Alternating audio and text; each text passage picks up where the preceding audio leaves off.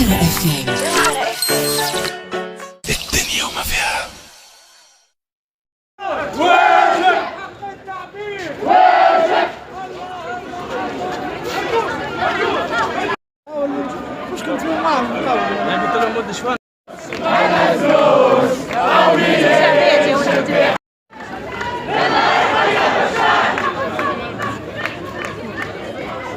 حمد يا عامر يا بشار يا عامر يا بشار يا عامر يا بشار يا عامر. احنا الان بالقرب من مقر السفاره الروسيه في تونس وين انطلقت مسيره دعا عليها عدد من ناشطي المجتمع المدني للتضامن مع مدينه حلب.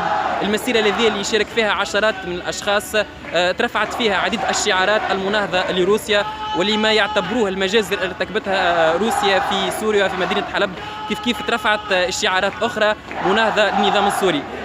ايضا في المسيره هذه قوات الامن منعت المحتجين باش يقتربوا من السفاره الروسيه وهما يتظاهروا على بعد مئات الامتار من السفاره. شنو اللي صار بالضبط هو المره صارت مجزره؟ يعني على كل مجزره يحكي لنا.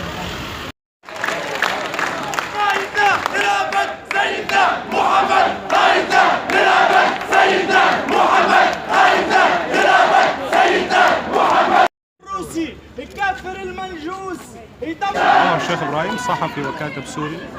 نحن اليوم في وقفة عفوية تضامنية مع إخوتنا في سوريا تداعى لها بعض الشباب السوري والتونسي المقيم هنا، يعني تعبيرا عن غضبهم وسخطهم على ما يقوم فيه النظام الروسي المجرم بحق الشعب الأعزل، وأيضا من أجل أن نصل رسالتنا إلى بعض الأصوات الشاذة المؤدلجة في تونس التي تنعم بالحرية وما زالت تقف وتدعم الاستبداد والطاغية في سوريا.